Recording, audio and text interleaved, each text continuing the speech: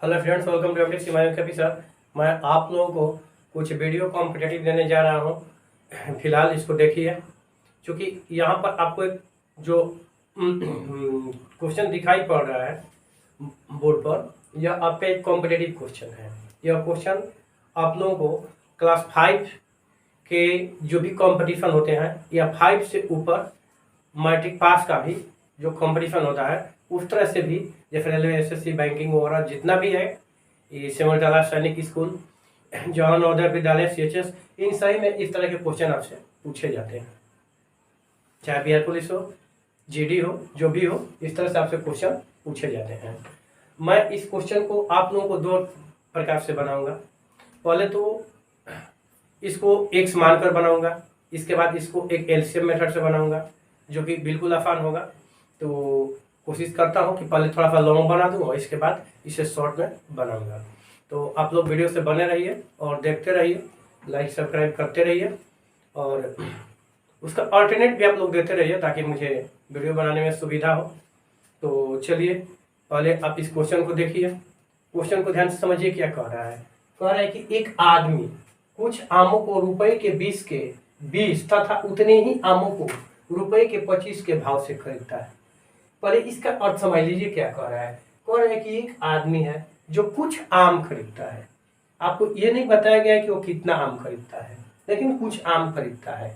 कुछ में आम उसका 100 भी हो सकता है, 50 भी हो सकता है, 2 भी हो सकता है, 1000 भी हो सकता है, कुछ भी हो सकता है। कुछ आम खरीदता है और 20 रुपए के, 1 रुपये के 20 के तथा उतने ही आम, माने जितना 1 रुपया में 20 के दर से आम खरीदता है उतना ही आम वो क्या करता है, रुपये में 25 के दर से खरीदता है। यानी 1 रुपया में 20 आम के दर से कुछ आम खरीदा और जितना आम खरीदा उतना ही आम खरीदा 1 रुपये में 25 के दर से। अब क्या किया कि दोनों की आम को क्या किया, एक ही में मिला दिया। दोनों को आम, दोनों प्रकार के आम लिया और दोनों प्रकार के आम को एक ही में मिला दिया। अब जितना आम मिलाया, तो ध्यान दीजिएगा यहाँ पर आप क्वेश्चन समझिएगा कि मान लीजिए कि कुछ आम में आपका जो है, यहाँ पर मान लीजिए 40 आम खरीदा, मान कर चलिए कुछ आम में 40 आम खरीदा। और मान लीजिए जब 40 आम 20 के दर से खरीदा, तो 40 आम आपका किसके दर से खरीदा, 25 के दर से खरीदा। तो अब दोनों को जब एक में मिलाएगा तो कितना आम हो जाएगा, 40 और 40 80 आम हो जाएगा। अब 80 आम को क्या करेगा कि 21 के भाव से बेच देगा। अरे 1 रुपया में 21 के भाव से बेच देगा। अब पूछ रहा है कि आप उसका क्या हुआ, फायदा हुआ या घाटा हुआ, फायदा हुआ या घाटा हुआ, ये आपको बताना है। तो चलिए पहले मान लेते हैं 40 मानेंगे तो इस तो हमारा कोई जवाब नहीं होगा ना जी। कांस्टेंट आप मानिएगा तभी आपका जवाब होगा। 40 और 50 मानिए तो कोई कहेगा नहीं 50 होगा, कोई कहेगा 100 होगा, ऐसा भी तो हो सकता है। तो आपको कन्फ्यूजन उत्पन्न करेगा, क्या करेगा, कन्फ्यूजन उत्पन्न करेगा। इससे बेहतर है एक पहला तरीका जो हम बताने जा रहे हैं कि कुछ के स्थान पर आपने मान लीजिए कि एक आम खरीदा, मान लिया फल, मान कि प्रत्येक प्रकार का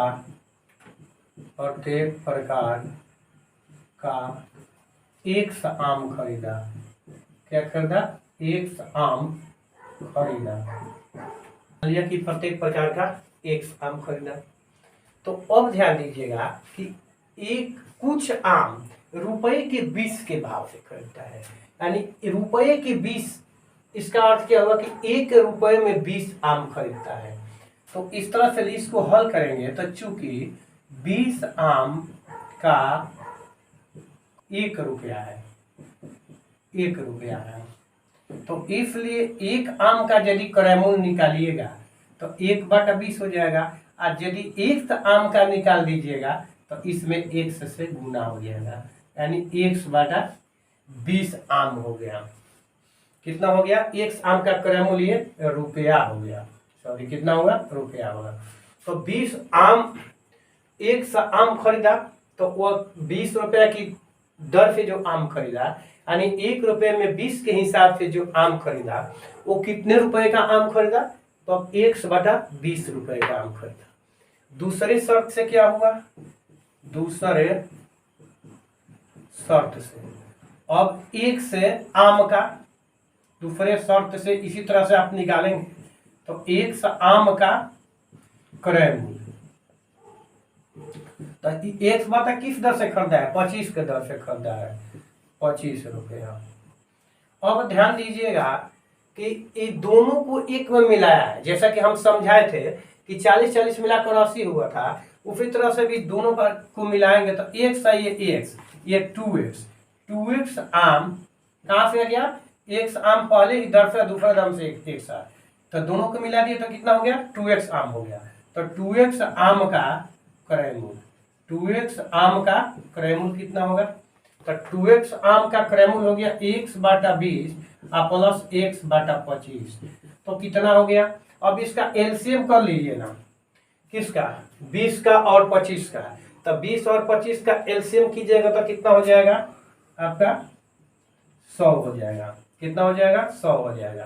तो 20 5 100 है, 5x प्लस 4x यानी 9x बटा 100, क्या हुआ 9x बटा 100 रुपए का यह कितना आम खरीदा, 2x आम खरीदा। अब देखिएगा कि 2x आम का विक्रय मूल्य कितना होगा, 2x आम का विक्रय मूल्य। अब ध्यान दीजिएगा एक आम का क्रय मूल्य 1 रुपया है, कितना, एक आम का नहीं सॉरी 20 आम का क्रय मूल्य 1 रुपया है, यहाँ पर 21 से आम का विक्रय मूल्य कितना हुआ, 1 रुपया हुआ। तो 2x आम का यानी विक्रय मूल्य आपसे पूछा जा रहा है, तो 1 बटा 21 इधर हो जाएगा 2x, यानी 2x बटा 21 रुपया हो गया, इसका विक्रय मूल्य होगा, क्या हुआ विक्रय मूल्य। अब देखिए कि इसमें और इसमें कौन बड़ा है, ये चीज आपको देखना है कि इन दोनों में कौन बड़ा है। तो ध्यान दीजिएगा कि ये 100 है और ये कितना हो जाएगा, ये 100 है, तो 21 से गुना कीजिएगा, इधर 10 से गुना कीजिएगा, तो ध्यान 100 से तो ये 200 हो जाएगा। आइए 9 से कीजिएगा 21 पर तो कितना हो जाएगा, 9 1 9 9 2 189, तो इसका मतलब कि ये बड़ा है। ये भिन्न में आप लोगों को बताए हैं बड़ा और छोटा करने के लिए, तो उस तरह से आप लोग इसको चेक कर सकते हैं। तो चलिए लाभ होगा विक्रय मूल्य ग्रेटर देन क्रय मूल्य, तो इस स्थिति में क्या हो जाता है, लाभ हो जाता है। तो लाभ बराबर क्या हो गया, लाभ बराबर कितना हुआ 2x बटा 21 और माइनस 9x बटा 100।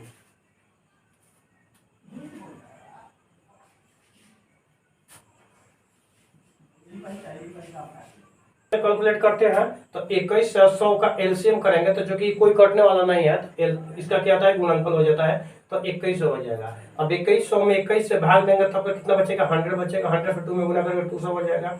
अब इसमें क्या हो जाएगा 100 से देंगे तो 21 हो जाए, 21 9 89 से आपका 11x वाला इतना रुपया आपका क्या हो गया, ये लाभ हो गया।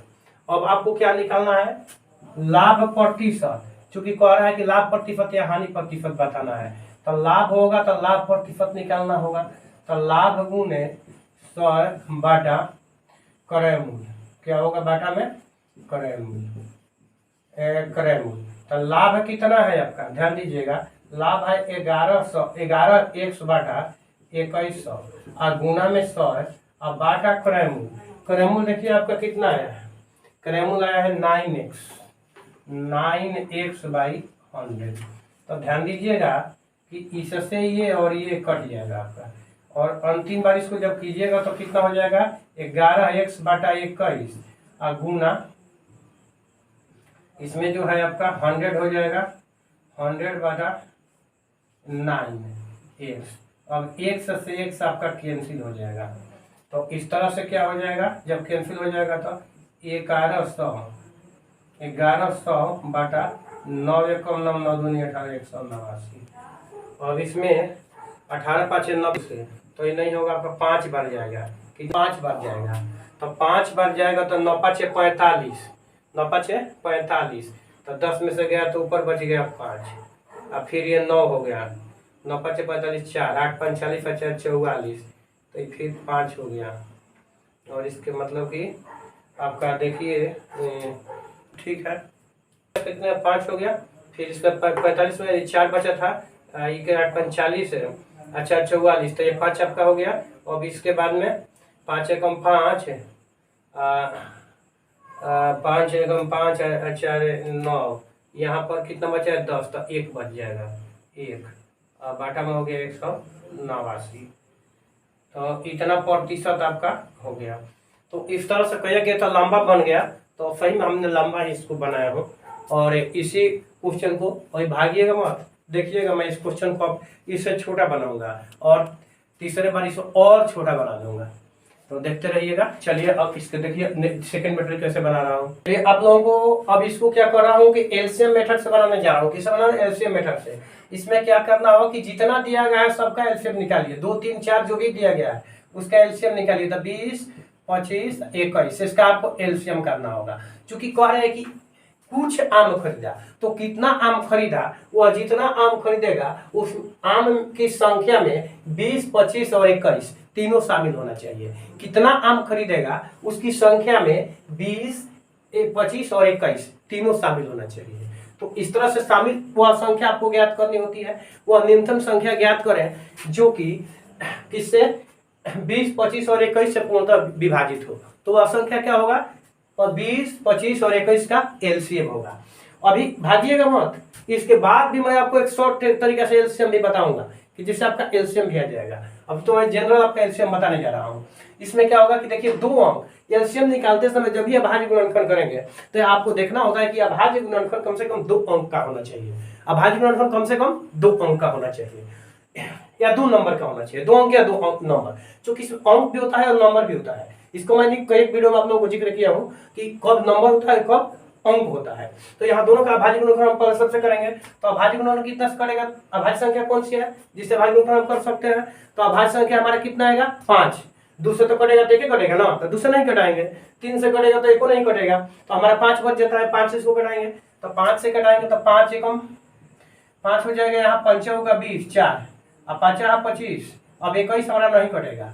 तब लसा हमारा कितना हो जाएगा? लसा यानी लघुत्तम समापवर्तक कितना हो जाएगा? तो 5 गुने 4 गुने 5 गुने 21 गुना कीजिए। 5 होगा 20 5 21 माने 2100 हो गया आपका। कितना हो गया? 2100 हो गया। ध्यान दीजिए ध्यान दीजिए। अब 2100 तो आपका मिल गया ना कि 2100 हमारा हो गया। अब चलिए 2100 आम की संख्या हुई, 2100 आम की संख्या हुई जो कि 20 से 25 से और 21 से पूर्णतः विभाजित है। तो वह कितने कुछ आम यानी कितना आम खरीदा है? 2100 आम खरीदा है। तो प्रत्येक प्रकार का खरीदा है, पहले प्रकार का। तो 20 के भाव से खरीदा है तो इसका क्रय मूल्य कितना होगा? तो 20 के भाव से 2100 आम का क्रय मूल्य कितना होगा? 2100 बाटा 20। चलिए इसको कटा दीजिए ना, ये कट गया, ये 105 हो गया। कितना हो गया? 105 हो गया। घबराइए मत, आराम से बनाइए। 105 हो गया। और 25 के भाव से 2100 आम का क्रय मूल्य कितना हो जाएगा? इसमें भी आपका 2100 रहेगा, ध्यान दीजिएगा। तो ये हो गया 2100 बाटा 25। 25 के भाव से खरीदा है ना, तो इसमें हो जाएगा 2500 अर्थात 200 और 25 चौका 100 है, यानी इसको कटाएंगे तो कितना हो गया? 84। अब हो गया, अब ध्यान दीजिएगा, अब कितना हो गया? 21 मान इसका 2 गुना, तो 2 गुने 2100 आम का क्रय मूल्य कितना हो गया? तो 5 4 9 189 रुपया हो जाएगा। ये कितना हुआ आपका? 189 रुपया। अब ध्यान दीजिएगा कि 2 गुना 2100 का 2 गुना 2100 आम का विक्रय मूल्य कितना होगा? इतना आम का विक्रय मूल्य कितना होगा? तो विक्रय मूल्य निकालना है तो 2 का आपका रह जाएगा, 2100 में 21 से भाग दे दीजिएगा तो 100 हो गया, यानी आपका हो गया कितना? 200। तो ध्यान दीजिएगा 200 तो ये आपका हो गया, क्या हुआ? 200। अब आपको क्या निकालना होगा? ये बड़ा है, विक्रय मूल्य बड़ा है कि क्रय मूल्य बड़ा है? विक्रय मूल्य बड़ा है कि क्रय मूल्य बड़ा है? देखिए विक्रय मूल्य है, ये बड़ा है, ये क्रय मूल्य है, ये छोटा है। तो इसमें लाभ होगा, क्या होगा? लाभ होगा। तो लाभ बराबर 200 माइनस 189 यानी 11 रुपया आपका लाभ हो गया। आपको निकालना है लाभ प्रतिशत, क्या निकालना है, लाभ प्रतिशत। तो लाभ गुने 100 है, अब बाटा में क्रय मूल्य 189। ध्यान दीजिए आपका यहीं आ गया 1100, अब बाटा 189 कटा कर हो गया 5.155 बाटा 189%। ये आपका आंसर हो गया। क्या हुआ, आपका आंसर हो गया। कहिएगा कि ये भी लंबा कुछ हो गया, पहले से कुछ छोटा हुआ, लंबा हुआ लेकिन पहले से कुछ छोटा हुआ। अब चलिए इसको छोटा तरीका में बता रहे हैं, तरीका बताने जा रहे हैं।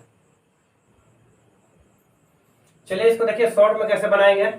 तो अभी तक तो मैंने दो विधि बताई, जो लंबा बताया, आप लोगों से पहले ही बोला था कि इसको शॉर्ट में बनाऊंगा। आप लोग वीडियो से बने रहिएगा, भागिएगा मत, देखते रहिएगा।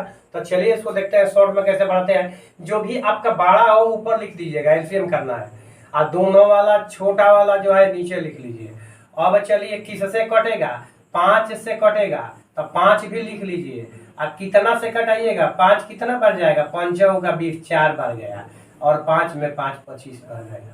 अब सबका गुना लिख दीजिए, एलसीएम हो जाएगा 21 गुना 5, एलसीएम हो गया 2100। चलिए इस तरह से एलसीएम शॉर्ट में आ गया। अब क्या कह रहा है कि 20 के भाव से कुछ आम खरीदा है, तो कितना आम खरीदा है 20 के भाव से, तो इसमें होगा कुल आम, कुल 2 गुना 2100 आम का क्रय मूल्य। अब कहिएगा कि 2 से गुना क्यों कर दिया, देखिए 2 बार है, 2 बार खरीदा गया है। तो 2100 बाटा पहले 20 के है, और दूसरा में क्या है 2100 बाटा 25 के हिसाब से है। तो कितना आ गया 105 आ गया, 105। इसके बाद 2500 अठा 200 और 25 चौका 100 है, यानी 189 इतना रुपया आ गया। अब इतना ही का विक्रय मूल्य, 21 आम का विक्रय मूल्य। अब इसी का विक्रय मूल्य आपको लिखना है, तो कितना हो गया 2 गुना 2100 बाटा में 21, तो आपका हो गया 200।